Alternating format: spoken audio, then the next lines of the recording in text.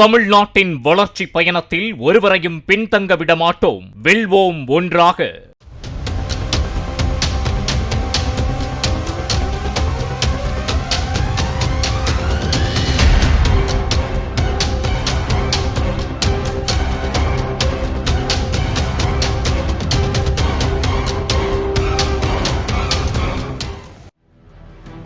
நடிகர் விக்ரம் பிரபு நடிப்பில் வெளிவந்த சிறை திரைப்படத்தில் ஆயுதப்படை காவலர்கள் மீது தாக்குதல் நடத்திவிட்டு ரவுடி தப்பிச் செல்வது போலவும், ஆயுதப்படை காவலராக நடித்த விக்ரம் பிரபு அப்போது பொதுவெளியில் துப்பாக்கியால் சுடுவது போன்ற காட்சியும் இடம்பெற்றிருக்கும். அதேபோல மதுரையை சேர்ந்த ரவுடி வெள்ளைக்காளி மீது 15 பேர் கொண்ட கும்பல் நாட்டு வெடிகுண்டுகளை வீசி கொடூர தாக்குதல் நடத்திய போது ஆயுதப்படை காவலர்கள் துப்பாக்கியால் சுட்டதில் அந்த கும்பல் காரில் தப்பியோடிய சம்பவம் பெரும் பரபரப்பை ஏற்படுத்தி இருக்கிறது. இந்த சம்பவத்திற்கு அதிமுக பொதுச் செயலாளர் எடப்பாடி பழனிசாமி கடும் கண்டனம் தெரிவித்திருக்கிறார். இது குறித்த அவரது அறிக்கையில், முதலமைச்சர் ஸ்டாலின் தன் முதுகை தானே தட்டிக்கொண்டு பெருமை பேசி வந்த நேரத்தில் திருச்சி சென்னை நெடுஞ்சாலையில் அமைந்துள்ள பெரம்பலூர் சுங்கச்சாவடி அருகே காவல்துறை வாகனம் ஒன்றின் மீது மர்ம நபர்கள் நாட்டு வெடிகுண்டுகளை வீசியிருக்கிறார்கள் என காட்டமாக விமர்சிக்கும் அளவுக்கு பரபரப்பை ஏற்படுத்தி இருக்கிறது. யார் இந்த வெள்ளை காளி? போலீசாரையே தாக்கிவிட்டு நாட்டு வெடிகுண்டு வீசி படுகொலை செய்ய முயற்சித்தது ஏன்? 22 வருட குரூர பகை, 22 கொடூர படுகொலைகள் என பழிக்கு பழி, ரத்தத்துக்கு ரத்தம் என டிஎம்சி கணக்கில் ரத்த ஆறு ஓடும் அளவுக்கு கேங் வார் படுகொலைகளாக மாறிய மிரள வைக்கும் பின்னணி குறித்து விவரிக்கிறது இந்த கிரைம் செய்தி தொகுப்பு.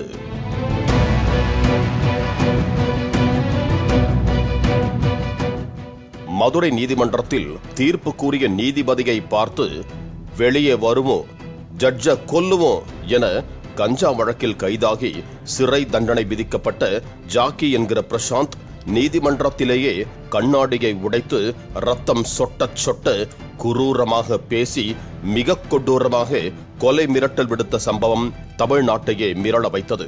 அதுவும் கிளாமர் காளி கொலை வழக்கில் எதற்கு சுபாஷ் சந்திரபோஸை என்கவுண்டர் செய்தீர்கள் என மிரட்டியதோடு, நாங்க வெள்ளக்காளி பசங்க தான் என கூறிக்கொண்டே நீதிபதியை பகிரங்க மிரட்டல் விடுத்த ஜாக்கி என்கிற பிரசாந்த் கடலூர் சிறையில் 2026 ஜனவரி 4ஆம் தேதி மர்மமாக உயிரிழந்த சம்பவம் பெரும் அதிர்ச்சியையும் பரபரப்பையும் ஏற்படுத்தியது. இதன் தொடர்ச்சியாக தற்போது வெள்ளைக்காளி மீது நாட்டு வெடிகுண்டு வீசி படுகொலை செய்ய முயற்சித்த சம்பவம் பரபரப்பை ஏற்படுத்தி இருக்கிறது.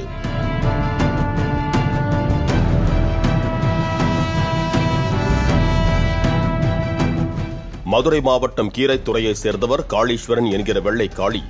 காளி என்கிற பெயரில் பல ரவுடிகள் இருப்பதால் எளிதில் அடையாளம் காண அவரது நிறத்தை வைத்து வெள்ளை காளி என போலீசார் அடைமொழி வைத்தனர்.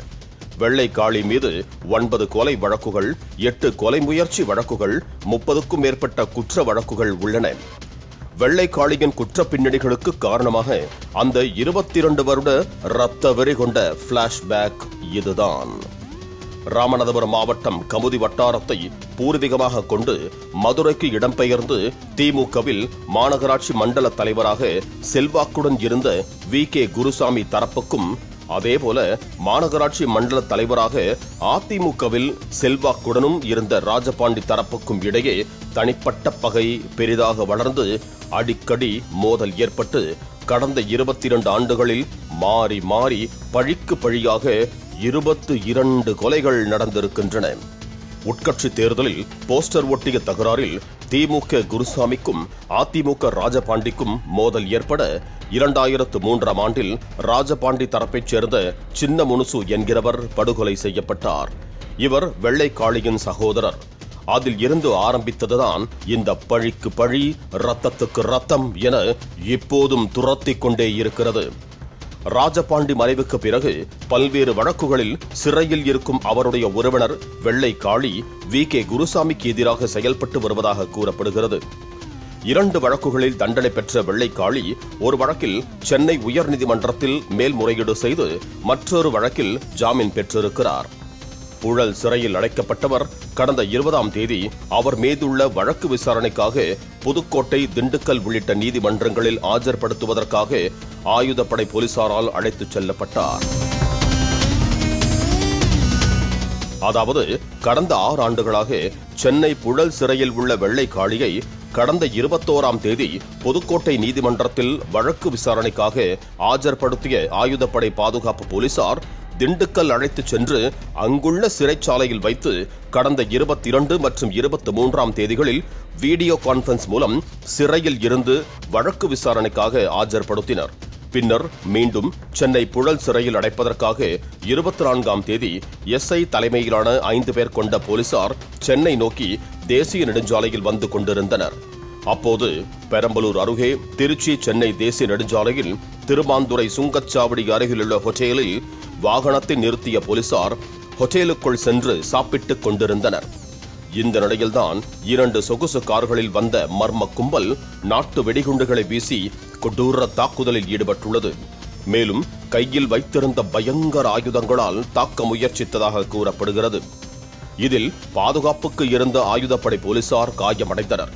மேலும் வெள்ளை காளியை பாதுகாப்பாக அழைத்துச் சென்ற நிலையில் காரில் வந்த கூலிப்படை கும்பலை நோக்கி துப்பாக்கியால் 10 முறை சுட்டதாகவும் கூறப்படுகிறது. இதனால் பின்வாங்கிய அந்த கூலிப்படை கும்பல் காரில் தப்பி ஓடியுள்ளது. சுங்கச்சாவடியின் தடுப்பு கம்பிகளை உடைத்துக் கொண்டு 2 கார்களில் தப்பியோடும் காட்சிகளும் சிசிடிவியில் பதிவாகியுள்ளன.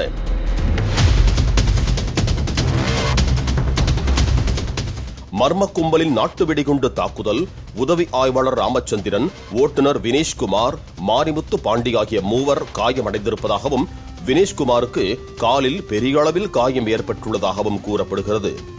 ரவுடி வெள்ளை காளியை அருகில் உள்ள காவல் நிலையத்தில் ஒப்படைத்துவிட்டு பெரம்பலூர் அரசு மருத்துவமனையிலும் மேல் சிகிச்சைக்காக திருச்சி அப்போலோ மருத்துவமனையிலும் ஆயுதப்படை காவலர்கள் அனுமதிக்கப்பட்டனர்.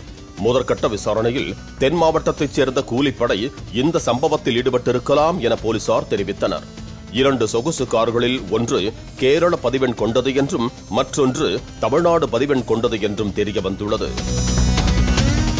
குறிப்பாக கடந்த 2025 மார்ச் 22 இரவு தனக்கன்குளம் மொட்டமலை பகுதியில் மதுரை மாநகராட்சி திமுக முன்னாள் மண்டல தலைவர் வி.கே. குருசாமியின் சகோதரி மகனான கிளாமர் காளி என்கிற காளீஸ்வரன் வெள்ளை காளியின் கூட்டாளிகளால் வெட்டி படுகொலை செய்யப்பட்டார்.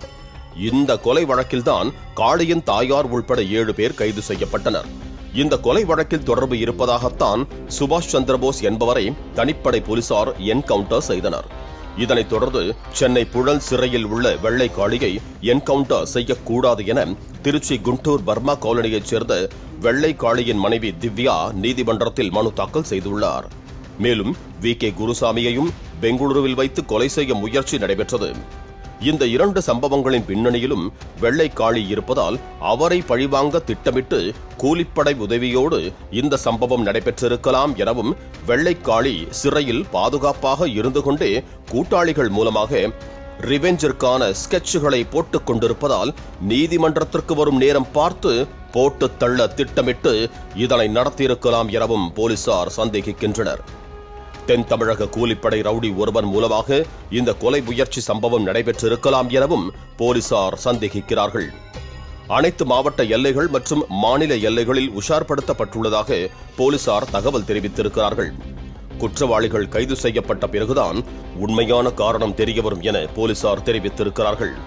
சென்னை புழல் மத்திய சிறைக்கு போலீஸ் காவலில் கொண்டு செல்லப்பட்ட ரவுடி மீது நாட்டு வெடிகுண்டு வீசி தாக்குதல் நடத்திவிட்டு தப்பிச் சென்ற ரவுடி கும்பலை பிடிக்க 5 தனிப்படைகள் அமைக்கப்பட்டுள்ளதாக திருச்சி மண்டல காவல்துறை தலைவர் பாலகிருஷ்ணன் தெரிவித்துள்ளார்.